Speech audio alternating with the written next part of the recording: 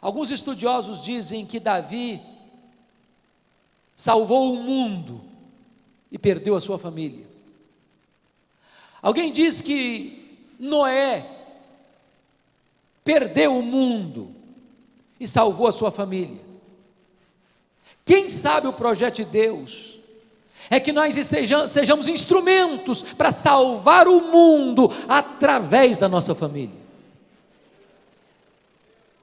Irmãos, quando eu olho para a Escritura, eu vejo que cada pessoa tinha um propósito muito claro na vida. Por exemplo, o propósito de Deus na vida de Moisés foi libertar o seu povo da escravidão do Egito. O propósito de Deus na vida de Josué foi introduzir o povo da promessa na terra prometida. O propósito de Deus na vida de Davi foi construir um grande reino e unificar esse reino. O propósito de Deus na vida de Salomão foi construir o templo de Jerusalém, para que as nações pudessem saber que o Deus Todo-Poderoso deveria ser adorado em espírito e em verdade.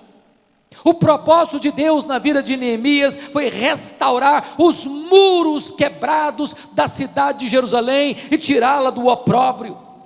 O propósito de Deus na vida de João Batista foi preparar o caminho do Senhor para que ele se manifestasse. O propósito de Deus na vida de Pedro foi que ele abrisse a porta do Evangelho, tanto para judeus como para gentios. O propósito de Deus na vida de Paulo foi que ele levasse o Evangelho a todos os rincões da terra.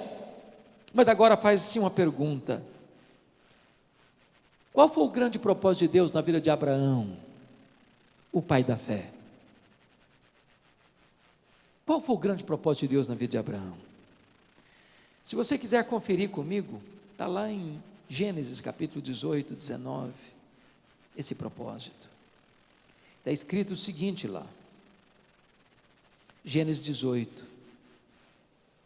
no verso 18 e 19 diz assim: visto que Abraão certamente virá a ser uma grande e poderosa nação, e nele serão benditas todas as nações da terra, porque eu o escolhi, preste atenção nisso, porque eu o escolhi para que ordene a seus filhos e a sua casa depois dele, a fim de que guardem o caminho do Senhor e pratiquem a justiça e o juízo, para que o Senhor faça vir sobre Abraão o que tem falado a seu respeito. Note isso, o grande pai da fé, Abraão, foi escolhido para um propósito. Que propósito? Ordenar a seus filhos e a sua casa depois dele, a fim de que guarde o caminho do Senhor e coloque no Senhor a sua confiança.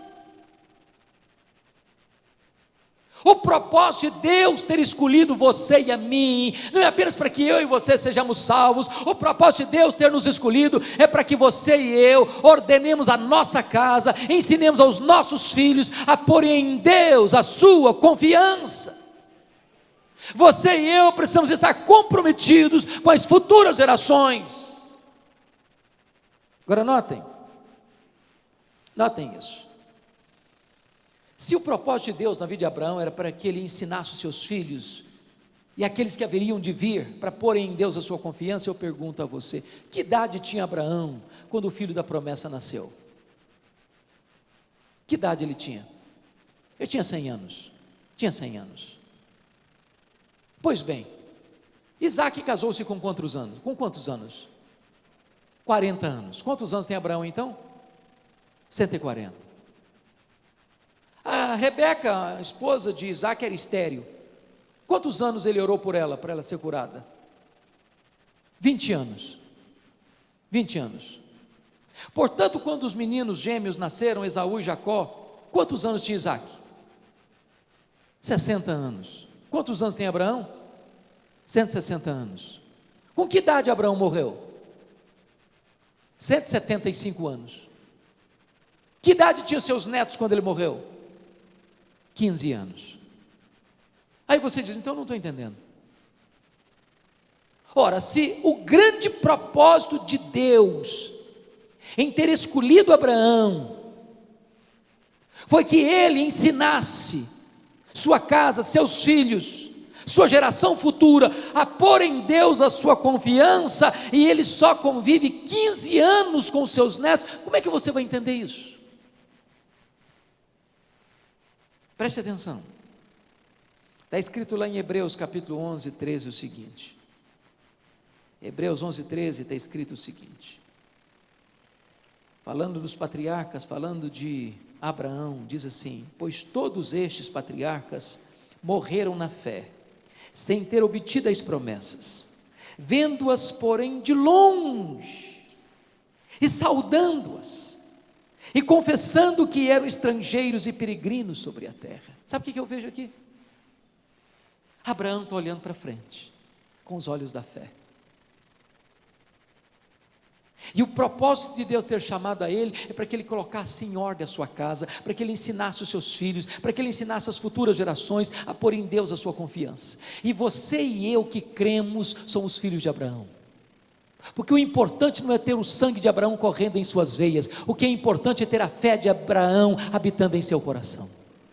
E Deus olhou lá para frente, lá para frente, lá para frente, e viu você, e viu a mim, e viu os seus filhos, e viu os filhos de seus filhos, e Abraão saudava esta promessa de longe, e ele está dizendo o seguinte: meu Deus, eu quero que as minhas gerações, que os meus filhos, que os meus netos, que os meus bisnetos, que a minha terceira, que a minha quarta, que a minha 10ª, que a minha 20ª geração, ponha no Senhor a sua confiança. Eu estou comprometido com esta causa, que as minhas futuras gerações te conheçam, te amem e andem na tua presença.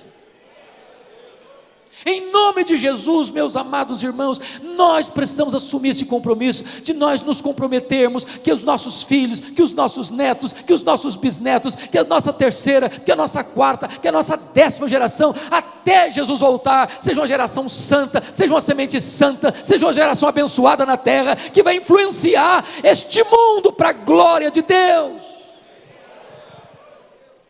Nós não podemos ter essa atitude egoísta de Ezequias, que se dane as futuras gerações. O que me importa é eu viver em paz nos meus dias. Não, não, não, não. Nós precisamos nos comprometer com as futuras gerações.